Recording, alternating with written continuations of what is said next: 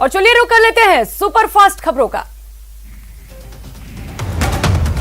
LJP की अंदरूनी लड़ाई के बीच केंद्रीय मंत्रिमंडल के विस्तार की हलचल तेज हो गई है। सूत्रों की माने तो मोदी सरकार 2 के पहले मंत्रिमंडल विस्तार की तैयारियां पूरी कर ली गई हैं।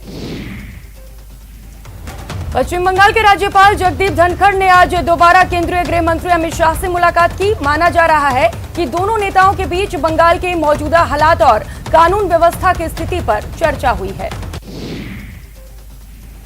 भारत में अगले 6 से 8 हफ्तों में कोरोना की तीसरी लहर दस्तक दे सकती है। एम्स के प्रमुख डॉक्टर रणदीप गुलेरिया ने ये आशंका जाहिर की है। उन्होंने इस बात के संकेत भी दिए हैं कि तीसरी लहर से बचा नहीं जा सकता।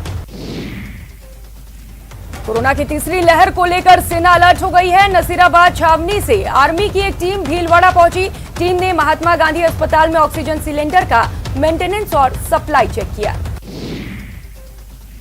24 जून को प्रधानमंत्री मोदी ने जम्मू कश्मीर के सभी राजनीतिक पार्टियों के नेताओं की एक मीटिंग बुलाई है। इस मीटिंग में जम्मू और कश्मीर दोनों ही क्षेत्रों के नेताओं को बुलाया गया है। इस मीटिंग में जम्मू कश्मीर में विधानसभा चुनाव कराने को लेकर भी चर्चा होने की संभावना है। प्रधानमंत्री नरेंद्र मोदी 24 जून को जम्मू कश्मीर के सभी राजनीतिक पार्टियों के नेताओं से मीटिंग करेंगे। इसको लेकर राज्य में सियासी हलचल भी बढ़ गई है। पीडीपी चीफ महबूबा मुफ्ती ने रविवार को एक अहम बैठक बुलाई।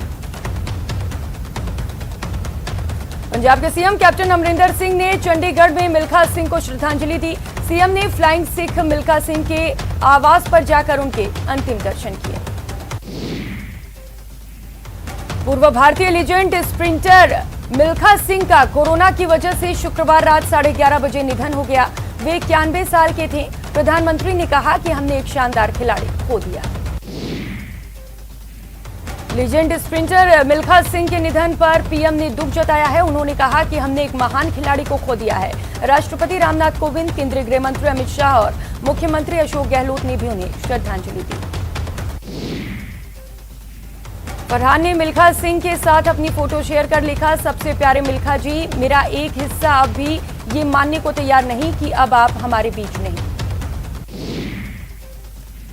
गाजियाबाद के लोनी में बुजुर्ग तांत्रिक को पीटने के बाद उसकी दाढ़ी काटने का वीडियो सोशल मीडिया पर डालने वाले उम्मेद पहलवान को पुलिस ने गिरफ्तार कर लिया है। उम्मेद को दिल्ली के लोकनारायण जयप्रकाश अस्पताल के पास से गिरफ्तार किया गया। इसी मामले में पुलिस ने एक और आरोपी गुलशन को भी गिरफ्तार किया। इसके साथ ही बुजुर्ग पिटाई मामले में 11 आरोपियों को गिरफ्तार किया जा चुका है। मऊ के सदर विधायक बाहुबली मुख्तार अंसारी पर लगातार प्रशासन का शिकंजा कसता नजर आ रहा है। पुलिस ने मुख्तार के करीबी सुरेश सिंह का भीटी मोहल्ला स्थित 2 मंजिला मकान जब्त करने की कार्रवाई की। बिहार सरकार ने 10वीं और 12वीं की परीक्षाओं में 2 विषयों में 8 अंक से फेल होने वाले छात्रों को पास करने का फैसला किया है। बिहार के शिक्षा मंत्री विजय कुमार चौधरी ने इसकी घोषणा की। नेपाल में बने हालात का असर बिहार में भी देखने को मिल रहा है। यहां गंगा समेत कई जगहों पर जलस्तर बढ़ रहा है। गंडक और बूढ़ी गंडक खतरे में निशान से ऊपर पहुंच चुका है। वहीं यूपी के कई जिलों में बारिश का दौर जारी है। यहां संभल जिला अस्पताल में बारिश के बाद जलभराव होने से लोगों को परेशानियों का सामना करना पड़ रहा है। महाराष्ट्र के वाशिम के जामखेड़ गांव के रामदास फेफले ने लॉकडाउन में अपनी पत्नी और 12 साल के बेटे के साथ मिलकर 22 दिनों में कुआं खोद डाला। रामदास ने बताया कि गांव में पानी की काफी दिनों से समस्या थी।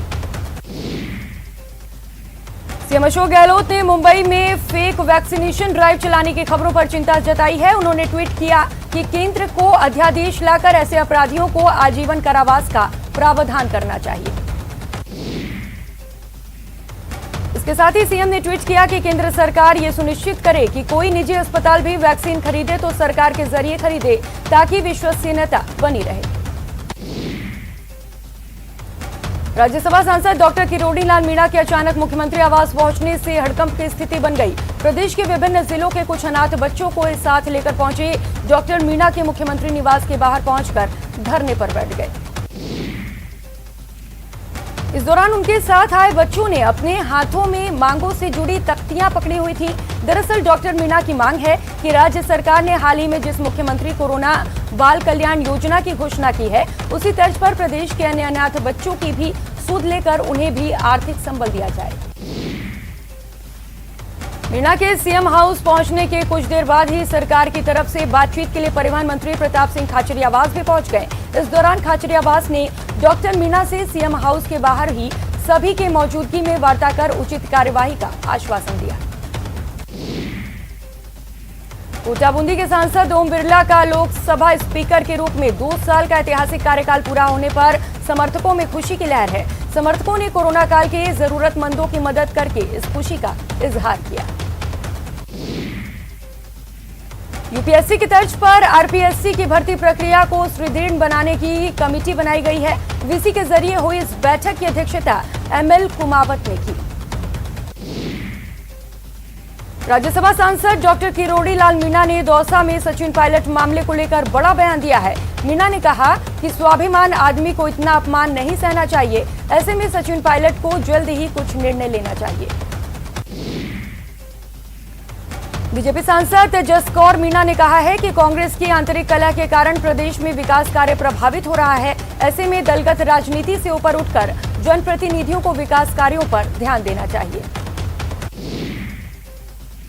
राजसमंद के ग्रामीण अंचल में अब घर घर शुद्ध पेयजल मिल जाएगा। जल जीवन मिशन योजना के तहत जिले की चारों विधानसभा के 259 गांवों के लिए 143 करोड़ 22 लाख रुपए की स्वीकृति मिली है। राजधानी जयपुर में आज जेडीए के प्रवर्तन दस्ते ने जोन 8 के मौजी विहार में अवैध रूप से बनाई गई 5 मंजिला इमारत को सीज कर दिया। वहीं उदयपुर की गोगुंदा थाना पुलिस और चाइल्ड लाइन ने 7 बाल श्रमिकों को मुक्त कराया है, जिनको बाल मजदूरी के लिए गुजरात ले जाया जा रहा था। उदयपुर में एक मनचले युवक की ग्रामीणों ने जमकर धुनाई कर दी। सोशल मीडिया पर इस पूरे घटनाक्रम का वीडियो वायरल हो रहा है। भरतपुर की नगर थाना पुलिस ने फरार चल रहे हिस्ट्री शीटर राजेश मीना को गिरफ्तार किया है। आरोपी के खिलाफ नगर थाने में भैंस चोरी और लूटपाट के कई मामले दर्ज हैं।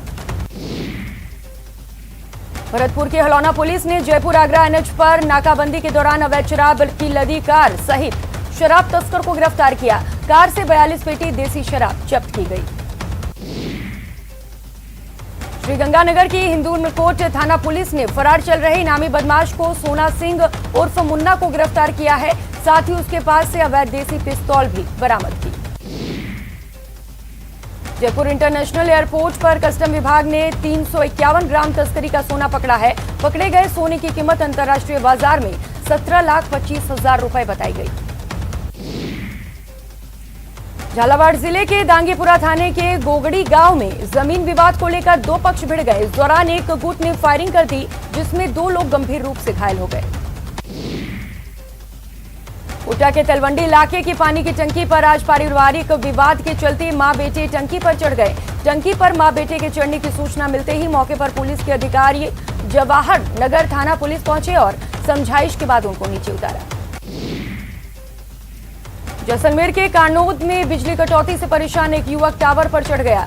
जानकारी के मुताबिक कानोद में पिछले 10 दिनों से विद्युत व्यवस्था चरमराई हुई है। सवाईमाधोपुर जिले के राम सिंहपुरा निवासी पुजारी राजेश गौतम का शव कुशाली दर्जा के जंगलों में मिला। कोतवाली पुलिस, ग्रामीण और परिजन मौके पर पहुंचे। हत्या की आशंका जताते हुए पुलिस ने शव कब्जे में ले लिया। कोटा के जावानगर के गैता रोड पर स्थित एक बाड़े में 50 भेड़ों की मौत से हड़कंप मच गया। किसी हिंसक जानवर के हमले में भेड़ों के मारे जाने की आशंका जताई गई। झुंझुनू के सूरजगढ़ के कीड़वाना गांव में अतिक्रमण हटाने की कार्रवाई का मीणा समाज ने विरोध किया और कलेक्टर को ज्ञापन सौंपा। अजमेर जिले के सावर थाना इलाके में बिजली चोरों ने बीती रात को विद्युत विभाग की टीम पर हमला कर दिया, जिससे हमले में विद्युत विभाग के जेईएन अतुल जोशी गंभीर रूप से घायल हो गए। अलवर के रामगढ़ थाना पुलिस ने अवैध कच्ची शराब बेचने वालों के खिलाफ कार्रवाई करते हुए 4 शराब तस्करों को गिरफ्तार किया है। चित्तौड़गढ़ की भोपाल सागर पंचायत समिति में नियम विपरीत भुगतान का मामला सामने आया है, जिसको लेकर पंचायत समिति प्रधान हेमेंद्र सिंह राणावत ने लाखों रुपए का गलत भुगतान करने के आरोप लगाते हुए कार्रवाई की मांग की है। धौलपुर जिले के सैपऊ थाना इलाके में एक अज्ञात वाहन ने बाइक को टक्कर मार दी, जिससे बाइक सवार एक युवक की मौत हो गई, वहीं दूसरा युवक गंभीर रूप से घायल हो गया। चूरू में तेज गति से आ रहे एक ट्रक ने बाइक को टक्कर मार दी। हादसे में बाइक सवार एक सरकारी टीचर की मौके पर ही मौत हो गई। बीकानेर के सुटसर रेलवे स्टेशन के आउटर सिग्नल के पास कल देर शाम एक युवक ट्रेन की चपेट में आने से दर्दनाक मौत हो गई। युवक की पहचान देराजसर निवासी प्रभुराज जाट के रूप में हुई है। सीकर के थोई कस्बे में शनिवार को गैस सिलेंडर में आग लगने की वजह से दिव्यांग महिला जिंदा जल गई। सीकर शहर के शेखपुरा मोहल्ले में एक रेस्टोरेंट पर ऑर्डर लेने गए राइडर के साथ रेस्टोरेंट मालिक ने मारपीट कर दी। पीड़ित युवक ने फोन पर पुलिस को मारपीट की सूचना दी। श्रीगंगानगर में बाल कल्याण समिति और चाइल्ड हेल्पलाइन ने कार्रवाई करते हुए सूरतगढ़ से 2 बाल श्रमिकों को मुक्त कराया है और बाइक सर्विस सेंटर संचालक के खिलाफ मामला दर्ज किया गया। और बुलेटिन में वक्त हो चला एक छोटे से ब्रेक का, लौटेंगे फौरन। स्वागत है आपका, खबरों में आगे बढ़ेंगे। उदयपुर की गोगुंदा थाना पुलिस और चाइल्ड लाइन ने 7 बाल श्रमिकों को मुक्त कराया है, जिनको बाल मजदूरी के लिए गुजरात ले जाया जा रहा था। उदयपुर में एक मनचले युवक की ग्रामीणों ने जमकर धुनाई कर दी। सोशल मीडिया पर इस पूरे घटनाक्रम का वीडियो वायरल हो रहा है। मामला भिंडर पंचायत समिति के नांदवेल गांव का बताया जा रहा है। भरतपुर की नगर थाना पुलिस ने फरार चल रहे हिस्ट्री शीटर राजेश मीना को गिरफ्तार किया है। आरोपी के खिलाफ नगर थाने में भैंस चोरी और लूटपाट के कई मामले दर्ज हैं। राजसमंद के टांडोल बांध में डूबे युवक का शव दूसरे दिन बाहर निकाला गया। मृतक अपने पिता और 2 भाइयों के साथ नहाने गया था। भरतपुर की हलैना पुलिस ने जयपुर आगरा एनएच पर नाकाबंदी के दौरान अवैध शराब से लदी कार सहित शराब तस्कर को गिरफ्तार किया। कार से 42 पेटी देसी शराब जब्त की गई। सवाईमाधोपुर जिले के रामसिंहपुरा निवासी पुजारी राजेश गौतम का शव खुशहाली दर्रा के जंगलों में मिला। कोतवाली पुलिस, ग्रामीण और परिजन मौके पर पहुंचे। हत्या की आशंका जताते हुए पुलिस ने शव को कब्जे में ले लिया। झुंझुनू में सूरजगढ़ पुलिस ने एक इनामी बदमाश को गिरफ्तार किया है। बदमाश हथियारों से लैस था। झालावाड़ जिले के दंगापुर थाना के गोगड़ी गांव में जमीन विवाद को लेकर 2 पक्ष भिड़ गए। इस दौरान एक गुट ने फायरिंग कर दी, जिसमें 2 लोग गंभीर रूप से घायल हो गए।